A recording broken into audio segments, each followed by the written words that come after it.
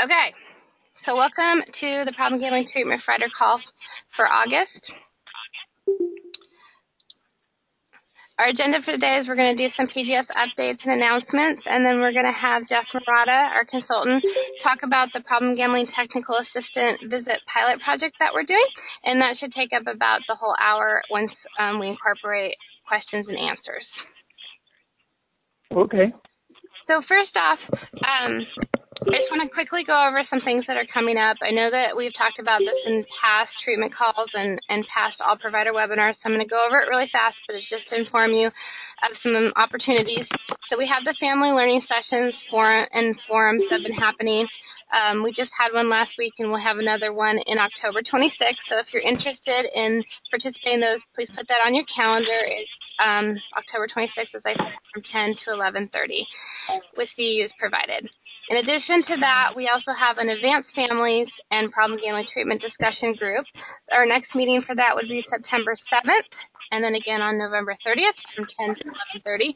So once again, all these announcements come out to you via email before they occur, but it's nice to put them on your calendar, so those are the dates that are coming up.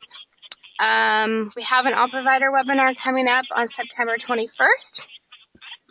And more information and agenda will come out to you about that around mid-August to the end of August.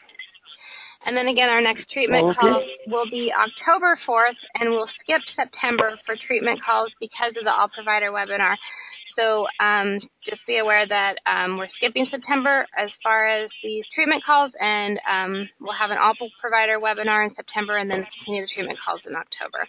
All of this information can be found on our training calendar on the Oregon PGS webpage, so I highly recommend if you don't have this information on your calendar and want it to be there, go and download that training calendar and put the trainings and different calls and webinars on your calendar that you're interested in. We've talked about this before, but we have created these online trainings for problem gambling clinicians or supervisors for you guys to access, for you to share with your coworkers in your agencies. There are 8 online modules that are specific to problem gambling. All of them have CEUs attached to them. They are free.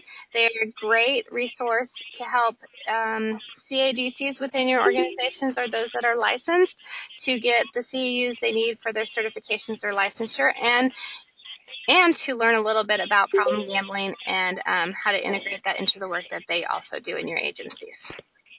So just be aware that those are out there and available for you and for anybody who's interested. Also wanted to put a plug in for our gambling counselor pre-certification course that's starting in September. This is through Lewis and Clark College. We offer it once a year, part 1 and part 2. Part 2 happens in the spring, so we're doing part 1 right now in the fall. This is a course that provides you with 30 of your CEU training hours that are needed for certification, so it's highly recommended for those that are new to problem gambling and wanting to get certified, and also a great resource to others within your organization. We've talked about this in past treatment calls, but I just wanted to bring it up again because we did move into the new biennium, but we have some new procedure codes. We expanded the Flex code to have some different categories, so you can still use the general Flex code for things that don't fall under the categories that we have here. But if you are using Flex funds, you can, in one of these categories, we'd like for you to code it to one of these categories so we can have a better understanding of where our Flex funds are going. I also wanted to let you know, if you hadn't heard, that many of the procedure codes were increased, the rates for the procedure codes were increased by 11% this fiscal year so that they would be more comparable to the CCO rates that are out there and the fee-for-service rate. So you can get a copy of the procedure and rates code for 2017-18 on the Oregon PGS website that's listed on the slide.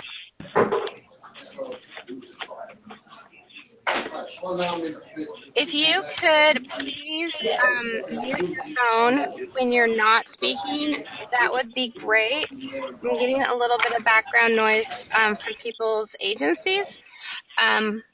So if you could mute yourself when you're not speaking, highly appreciated. And I do apologize for the echo of my voice into your ear.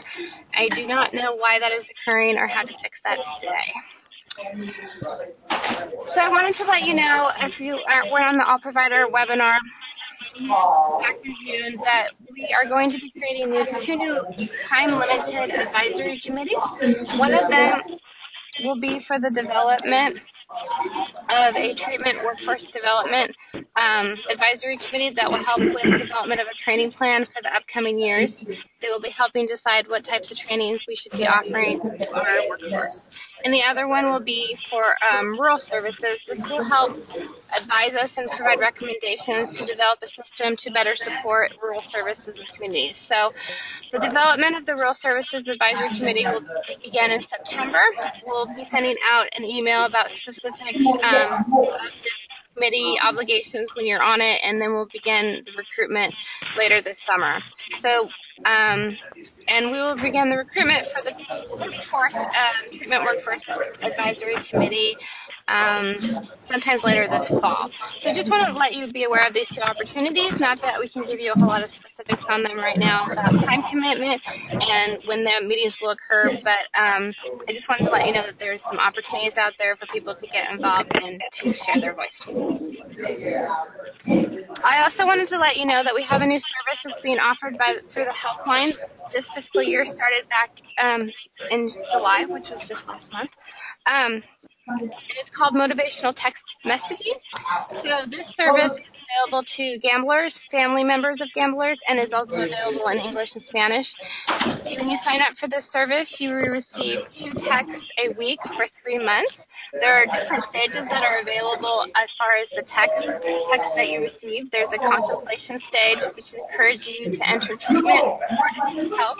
There's a what we call a reinforcement support stage, which is text messages targeted specifically towards those engaged in treatment, and then there's a third stage, which is that provides the motivation for you to keep going in your recovery. So people who are interested in receiving these text messages will need to sign up through the helpline. So you would call the helpline number, talk to the helpline staff there, and they'll sign you up by using your phone number. So we currently have 21 people signed up. One of them is Spanish. So we have unlimited service. So I highly encourage you as clinicians to call the helpline yourselves and sign up for these text messages if you're interested, to see what kind of messages are come across your phone, and that will potentially help you better promote and understand the service so that you can better promote it to your clients. So I would really promote the service to the clients that you currently have in service or have in treatment services. Yes. There's a lot of background noise. Yeah, I can hardly hear you. So once again, if you could mute your phones when you're not speaking, it would really be appreciated because we're hearing a lot of background noise. So if you press star 69, okay, you can mute yourself and you can unmute yourself the same way. Okay? Because somebody is having a lot of conversation behind them.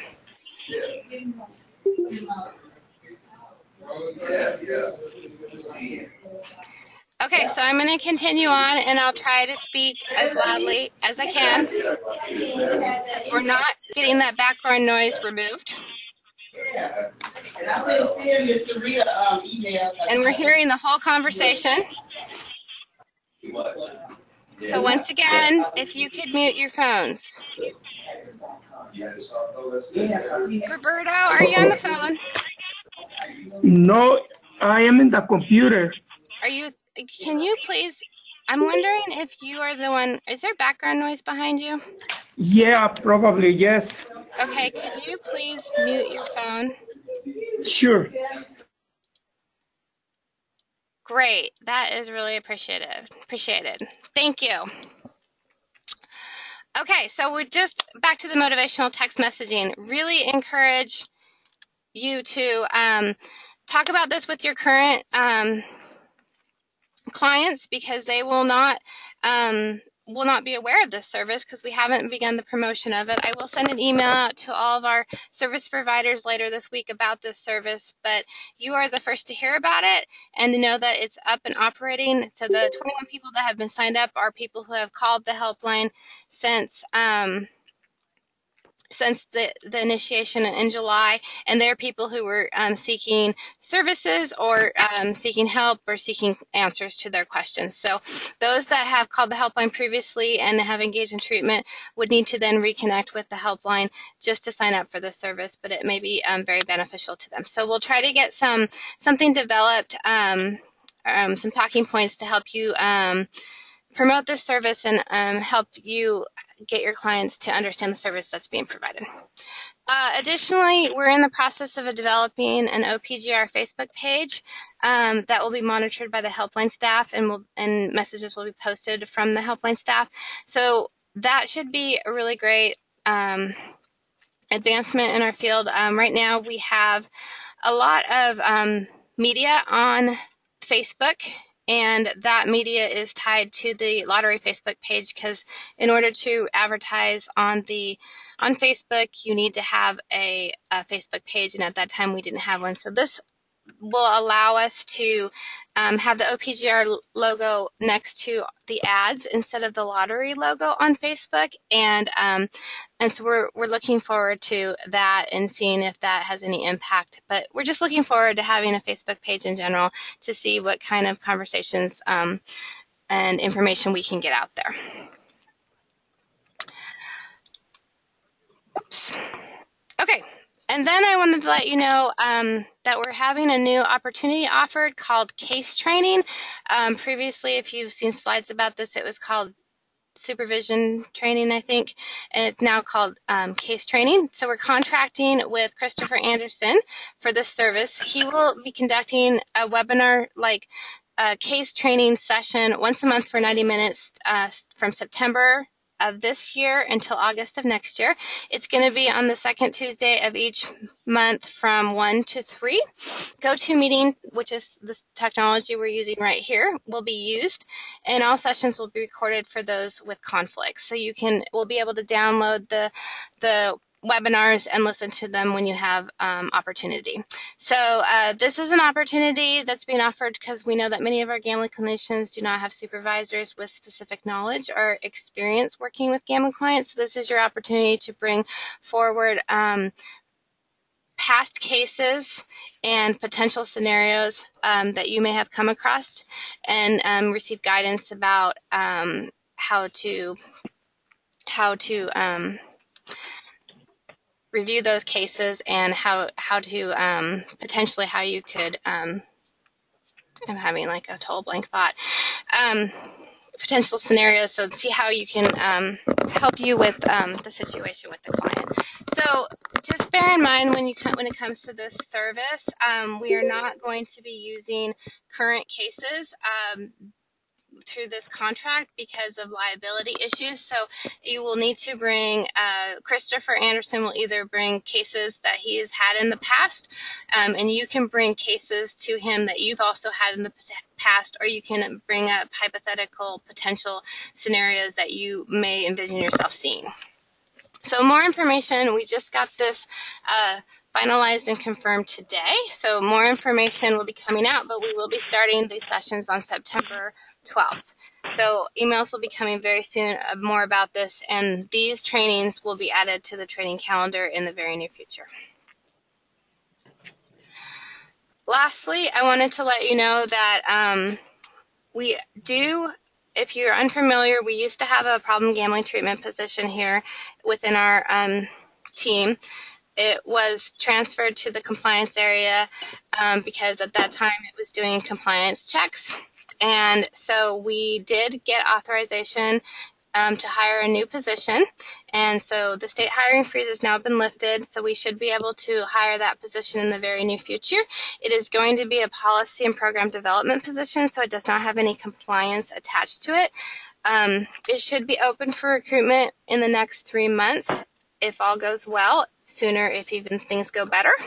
So stay tuned, and when we know more about the recruitment, we'll email out that to all of you when the position's open, and we would hope that you would consider applying or help us spread the word about this to others that may be interested. So one of the things that this problem gambling treatment position will be charged with is doing these technical assistant visits that we have just started to pilot. And today we have Jeff Murata here to talk about that. But before I move on to that, I just wanted to see if anybody had any questions about anything that I said previously.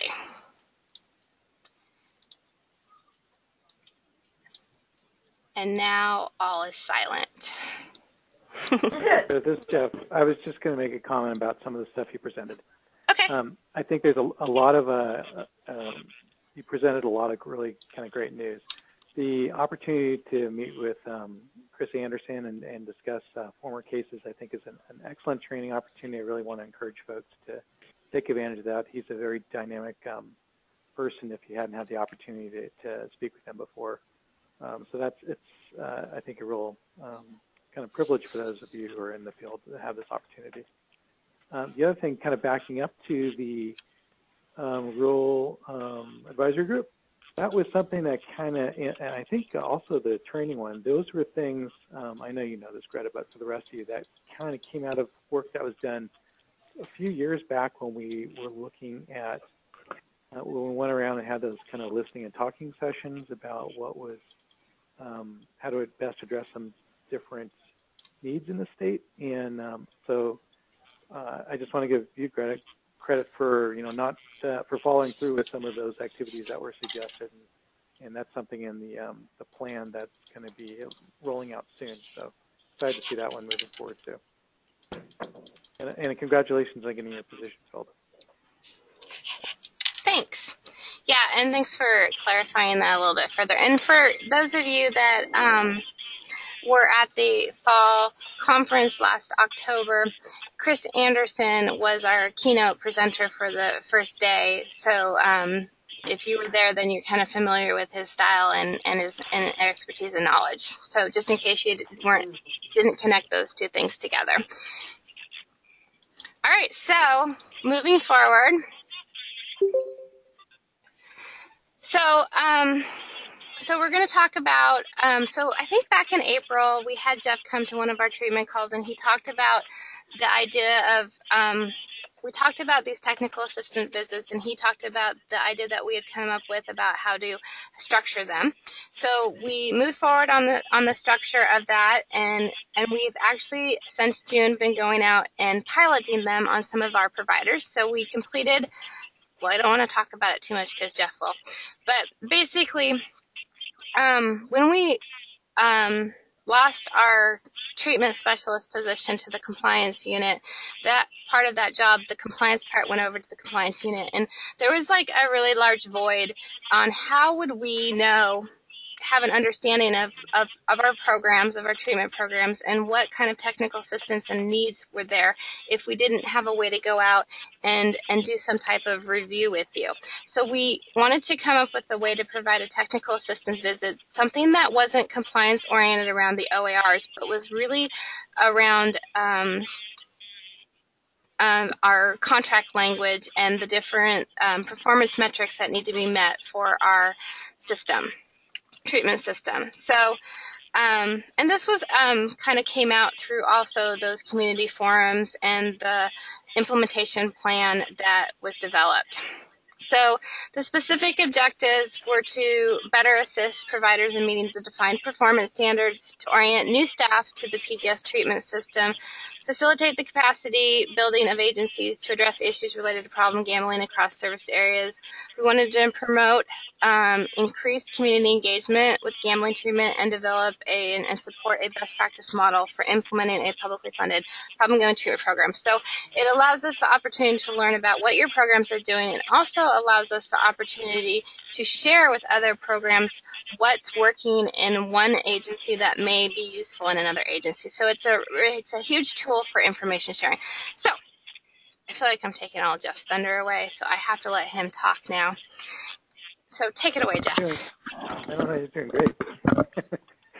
So this has been an exciting project, and a few of you have had the opportunity to assist us with it. And we're going to continue to kind of seek the help of the people in the field to really develop this toolkit and this protocol for the technical assistance visits.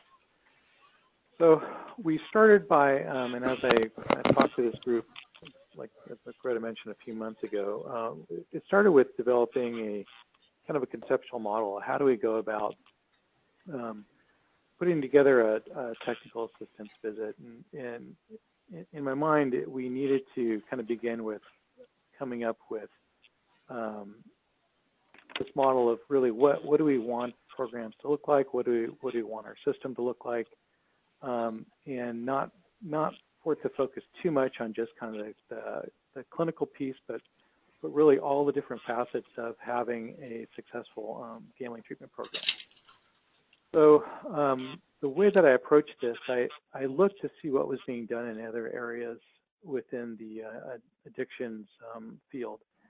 And there's been work looking at addiction disorders with co-occurring mental health issues, and folks put together practice manuals for this and different guides on how to develop treatment systems that address individuals with co-occurring mental health issues. And so I turned to some of that and to some of that work and expanded on it and adapted it for problem gambling based on what I know and the help of others, and put together this toolkit. Go ahead and go on the next slide. There we go. So this is what the TA kind of process looked like. And by the way, with this toolkit, if any of you want to kind of see it, you can see the first draft of it. It's a work in progress. And so here's what the process, the TA visit process actually kind of looks like. We schedule visits. They're between 4 and 6 hours, and we're still working on trying to develop the best way to actually conduct the on-site portion. We've done 2 pilot visits so far, and we learned a lot from those. And that's why you see the span between 4 to 6 hours, depending on how it further develops. It's going to probably be in that range. And so what we do is we start by asking the program manager to complete what is the gambling treatment program capability index, and you're going to see that. I'm going to talk a little bit more about that index later. This is a newly developed tool to evaluate how the treatment program is doing along several different dimensions and areas. And the reason it says voice record in question mark is we had talking with, we're going through this tool, and it's a very kind of lengthy tool.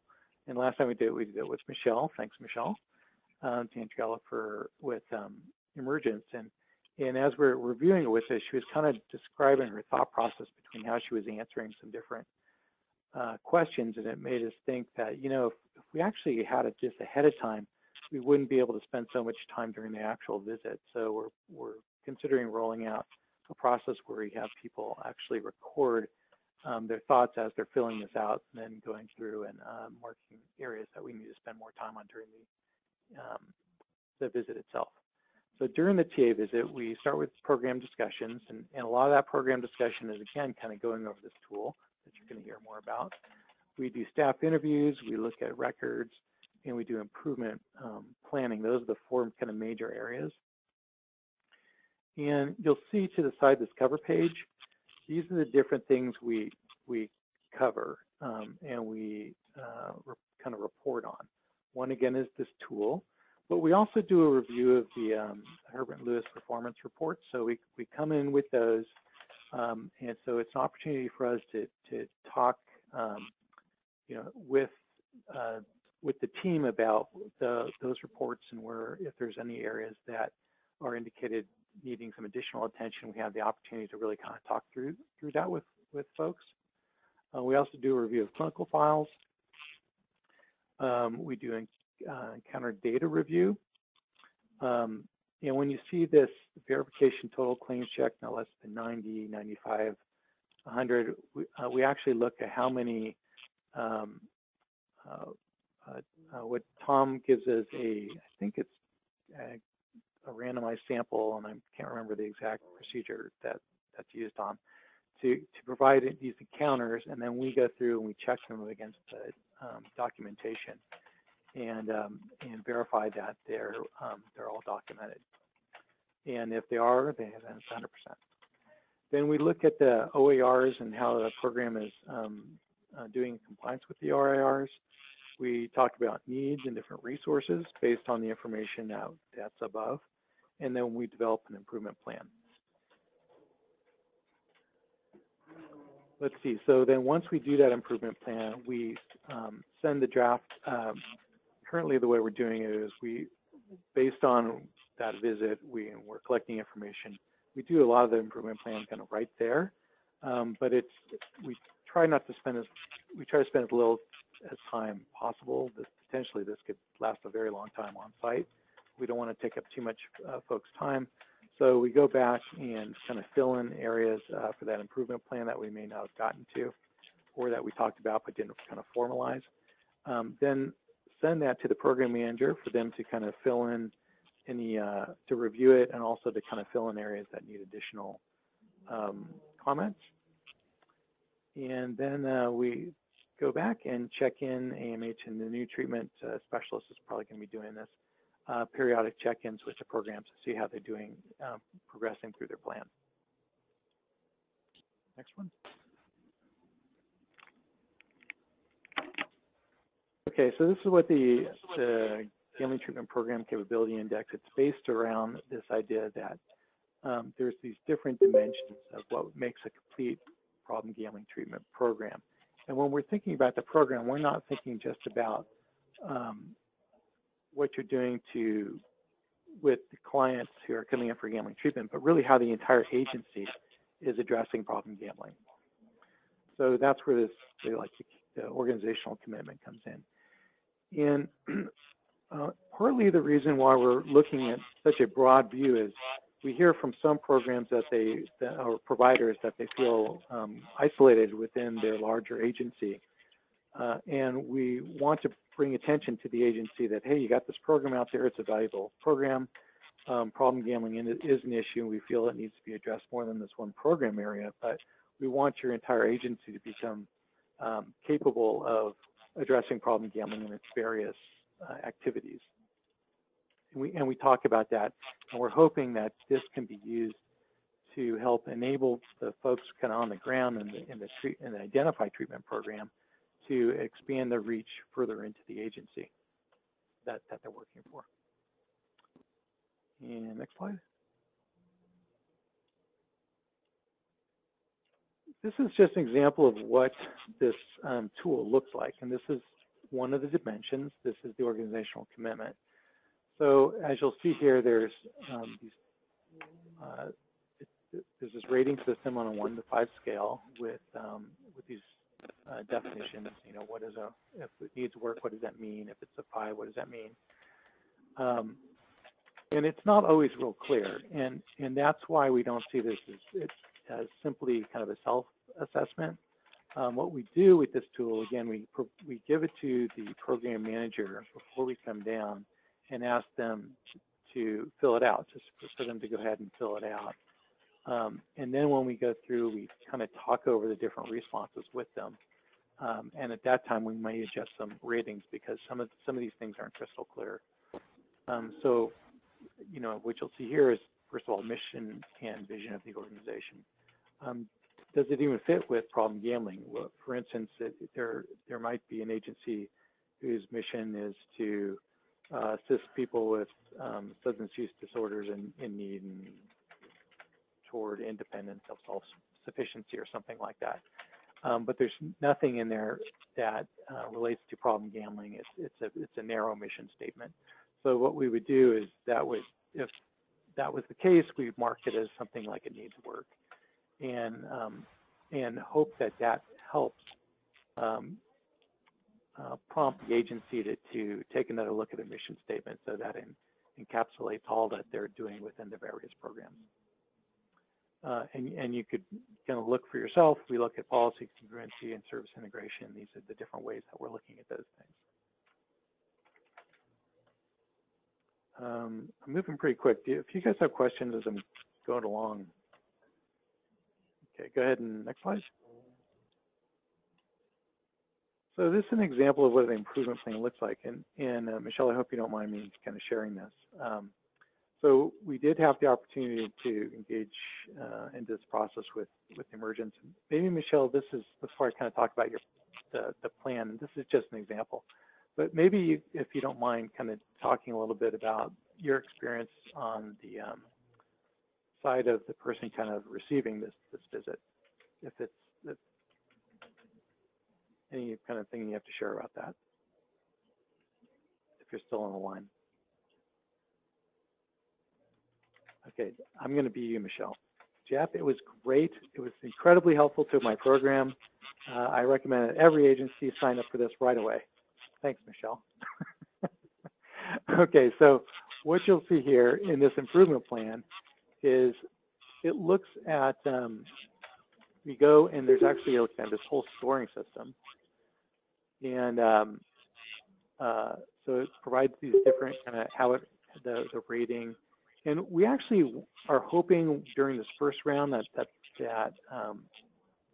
the rating scores aren't too high, because what we want to see is actually the programs kind of develop. So if somebody, and this tool is structured in a way where we don't really expect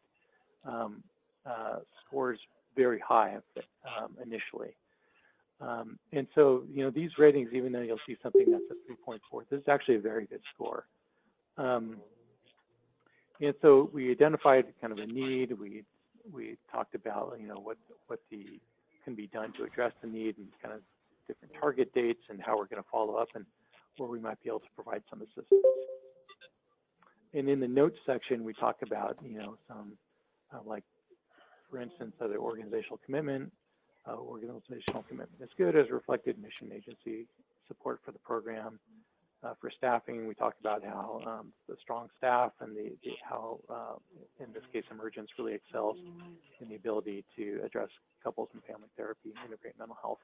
So we don't only, because we're looking at improvement, we need to identify where the needs are, but we also recognize where the strengths are as well.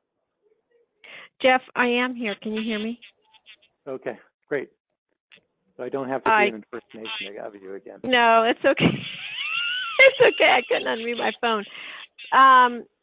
So having you both down here actually was really, I enjoyed it very much, and it gave me a lot of information that I hadn't thought about before, and things to incorporate not only within our program, but within the agency that, as you said earlier, which is really helpful. So I really do encourage everybody to have you all come down and look through their programs, because it really can be helpful. It's definitely collaborative as opposed to something that's an audit from the state. So it's a very different feel than having someone come down and do an audit and then do findings and all of that. So this is something where I could really learn, anybody can learn from it, and then incorporate new things into their programs. And there is a question here. Do you see that question, Jeff? Oh, I forgot. How's it different from an OAR audit? It looks even more extensive than an OAR audit. Okay, I see it now. Okay, good. Yeah, and Michelle, you could probably speak to this, because you had a OAR audit just like the month prior, or right, a few months or something. Yeah, exactly. I think you're in a better position than I am to talk about that. Okay, so with an audit, the person comes down, reviews your files. It's kind of nerve-wracking, and then they come back and they tell you what the findings are. And yes, I wasn't involved that much with it. Our clinical director was. So as far as time involved with it, it was limited. But I didn't really learn anything other than places where we may not have been following the letter of the law for an OAR compliance, which was minimal in our programs. And they actually didn't even look at gambling. So there was no feedback on gambling at all. Where this, with Jeff and Greta, we could sit down and actually talk about the program, talking about what we're doing, where our strengths are, where we could do improvement. And it wasn't just someone coming down and looking at our records or our administration documentation and personnel documentation. It was someone actually sitting down and helping develop or making suggestions about how to develop a program so it could be even stronger and better. So to me, it's a totally different learning experience, where with a OAR audit, it really is they just come down, look at what you're doing, not doing, give you findings, not findings, and then they leave. Does that make sense? And David, I saw that you kind of chimed in here via chat. Maybe you can, if you have any comments you can share with the group. David, of course, he was our other kind of volunteer for our phase 1 of our pilots.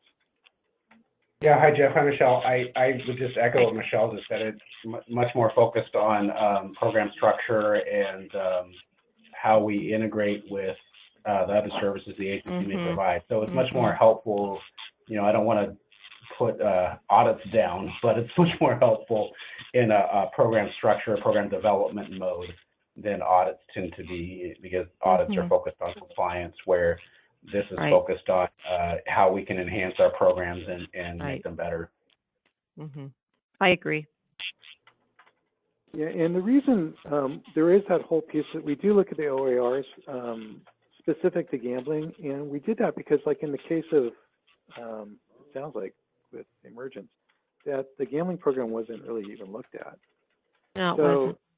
It's an opportunity to, and some of it, when we went through this with Michelle and David, there's some new OARs. I mean, I certainly didn't know about some of these rules, and part of it was just bringing folks into the awareness that, hey, there's these requirements that are kind of out there. For instance, the supervision training requirement. There's something in there that, and if we just didn't kind of ask about the OARs, we would never realize that there was an awareness that was a requirement. So this is Greta, and I just wanted to chime in that I just want to make it really clear that we don't put a focus on the OARs when we go in and do our technical assistant visit. What we look at is we look at the specific things within the OAR, like the financial component, the family component, and ensure that you're meeting those components, because the parts that are so different from other areas of A&D or mental health when it comes to that outpatient OAR.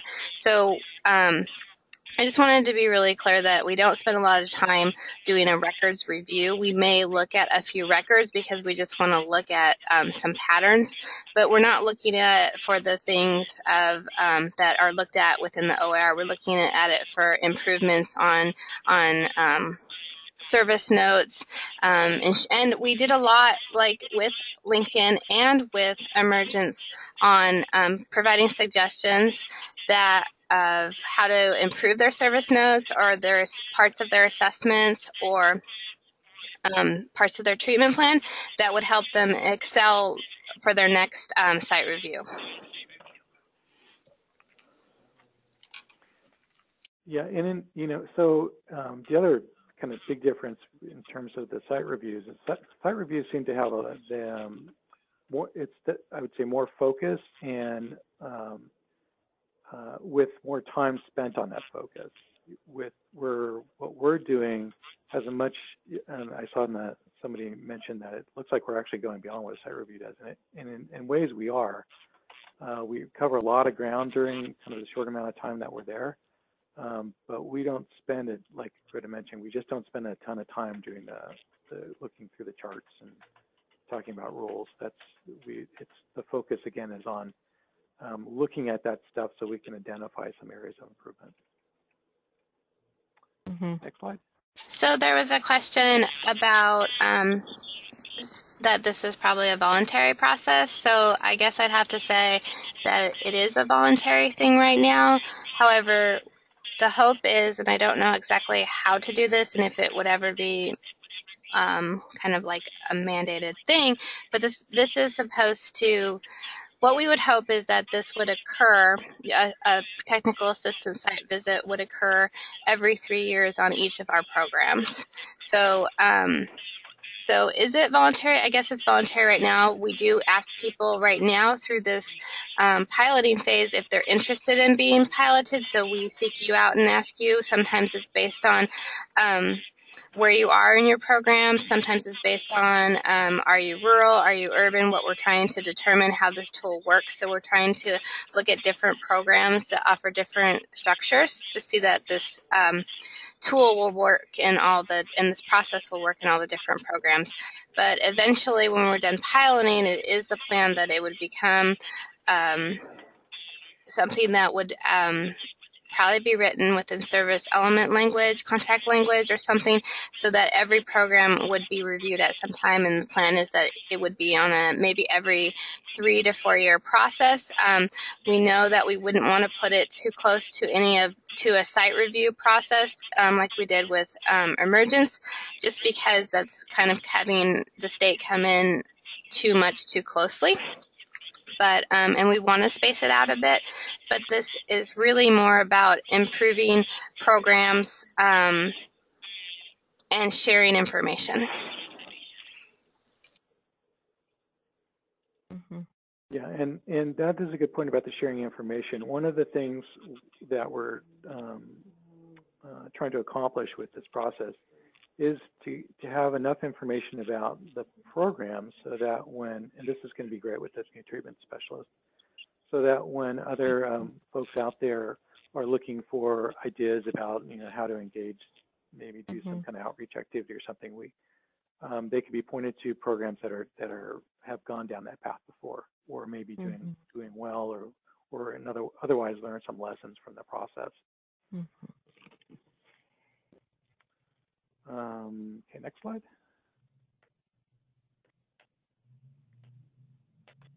Okay. So yeah, so this is, again, kind of how it's being rolled out. It's still very much in its development phase. I don't know if it's ever going to be fully developed, but phase one, we met with Lincoln County and with emergent scaling treatment programs.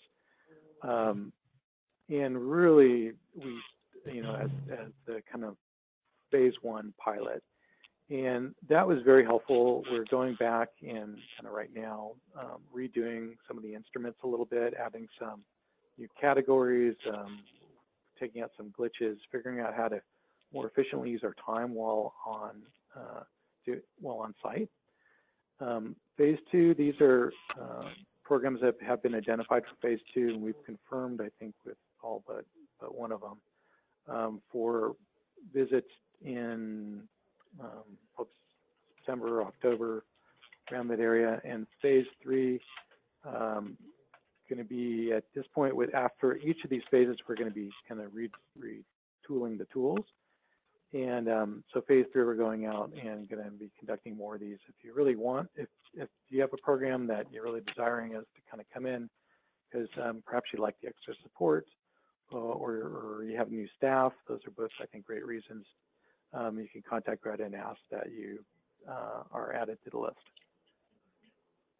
And the work group, by the way, is at this point, it's Greta and I, but in some way it expands beyond that, because whenever we meet with somebody, Ellen, David, we spend time at the end of these and during just kind of processing how it went. Where do we need to maybe put some additional energy or focus? So the work group, the formal work group, I think is at this point just Greta and I, but we certainly, every time we do one of these visits, that extended work group is the folks that are helping us develop this through piloting it at their agency. Oh, and so there's other parts of this too. So the evidence-based toolkit, what's happening, it's not quite a toolkit at this point, but we have, in conjunction with this project, is putting together this binder. And the binder accompanies this project. And it has a bunch of different tools in it, assessment tools, other things, guides.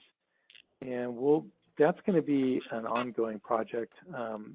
When needs are identified, somebody wants to, they need a sheet on maybe doing client finding in a certain population. We might spend some time developing a tip sheet on that for the toolkit. So that's a work in progress. And next slide. Okay. Questions? So I just wanted to say that if you are interested in being one of our pilot sites for phase 3 will probably occur in October, November. We're looking for programs that will not only allow us to come in and review your program and have discussions with us and sharing, but that you will also look at this process and help us fine-tune it. So we're looking for programs of people who are vocal in the fact of sharing what went well, what didn't go well, and helping us with the design of this. Most of the programs that we're seeking out right now are more in the Portland, Salem day trip area. But we can go out further. We're just trying to, since we're piloting, we're trying to condense it to not be so travel oriented because we don't want to do a bunch at one time. Because we want to go out to a program, do the tool, come back, process went well, update the tool. So Jeff pretty much updates the tool and the process after each visit, not just within each phase. So we don't want to necessarily go out to Malheur County right now to do this pilot because we would not be able to hit more than one organization on our way there. So if you're interested and you're kind of outside our range, you can still tell me that you're interested and we'll take it under consideration.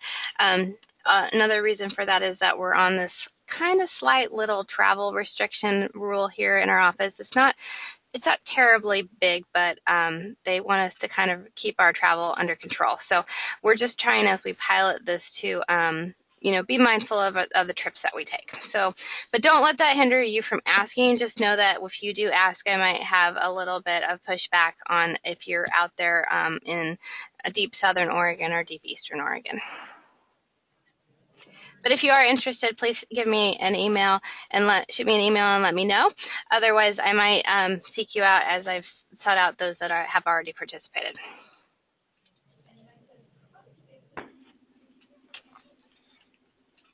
Any questions for Jeff or about this process? You're all unmuted on my system, so you are free to speak if you have any questions. And thank you, Jeff, for that presentation. My pleasure.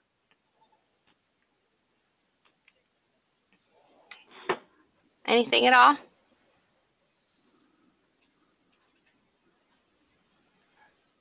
All right.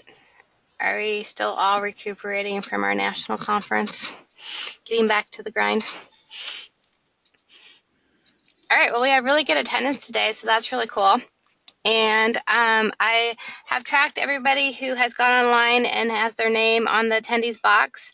I'm just going to quickly go over those that I captured so that you know that I know that you're there. And if someone's there that I didn't get, you can go ahead and call that out. So Marilyn, I see that you're here. Michelle, David Course, Azusa, um, Roberto, Juanita, Yes. Deborah, or Debbie from NARA, Joe, and Trent from Lifeways, Kathy from Washington County, and that's all that I captured besides the people that I already talked about previously in the call. So if I missed anybody, please let me know. Otherwise, if there are no other questions, I will let you go a few minutes early. And I wish you a good day and a good rest of the week till we speak to each other again. Have a great day. Thank you. You too. Thank you. Thank you.